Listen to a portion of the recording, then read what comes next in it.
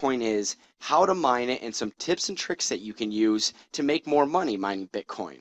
I just want to start off by saying if you want to skip the tutorial, everything that I'm going to talk about is in the video description and is labeled accordingly. So you can just click on the video description, download the mining software, click on the link to view a calculator and try and figure out how much money you'll make per week or per month, and kind of just run with this stuff on your own. But if you want to watch the tutorial, let's begin. So the first thing that I want to touch on is what Bitcoin is. Bitcoin is a new online digital currency. It's been around since about 2009, but just recently has gained a lot of popularity. And now today, one Bitcoin is worth $116. Now you might be asking yourself, well, I don't understand. Why is a Bitcoin worth so much? What is a Bitcoin? Now, a Bitcoin really isn't anything. It doesn't represent anything other than a number. Now, you might be wondering, well, how do I get a Bitcoin? You can get a Bitcoin a number of different ways. You can exchange your local currency, like US dollars, for example, or you can allow your computer to mine. And mining is a process essentially that just uses your computer to solve mathematical problems, and you are rewarded when you solve these problems with a service fee. And those service fees, while small, add up, especially depending on how fast your computer is. And now there are people out there that make hundreds and thousands of dollars mining Bitcoin.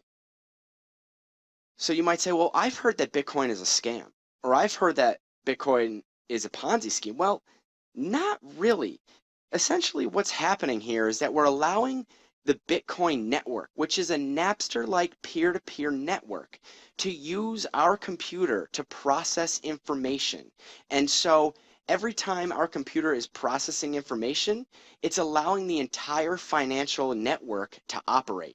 So when people want to send and receive Bitcoins, they need computers to process that information in order to make that transaction.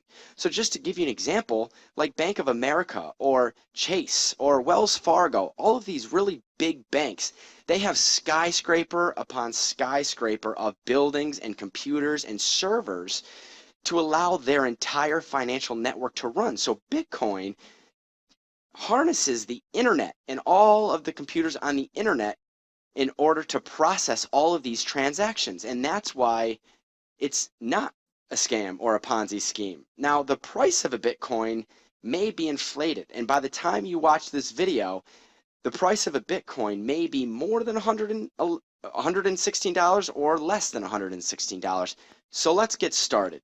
The first thing that I want to show you is the Bitcoin wallet. Now, I'll provide the download link to download the Bitcoin wallet. Go ahead and download and install the Bitcoin wallet. I'll open it up for you just to show you what it looks like. It's already running, and here it is. It's a very, very simple program. It doesn't do much. Here's my overview. You can see I've received 3 transactions recently. And so once you download the Bitcoin wallet and run it, it will attempt to sync with the entire network, and you'll see a little progress bar down here at the bottom, and it will begin to sync. Now go ahead, leave it alone, let it sync. There's nothing that we're going to do with this right now, but we need it for later in the video tutorial. So after we download the Bitcoin wallet, we're going to have to download a miner program. Now there are a number of different mining programs out there, CG Miner, BF Miner. These require a little bit more background knowledge, and so I wouldn't recommend them for the beginner. So go ahead and download GUI Miner. You can find the download link in this video's description. Once you download GUI Miner, run the miner, and you will see something similar to this screen. Now you probably won't have all of these tabs, but all we need to do is click on File, New Miner, Open CL Miner, and we're going to give this new miner a name. So you can name this whatever you'd like. I'll call this Test Miner for Beginners. Great.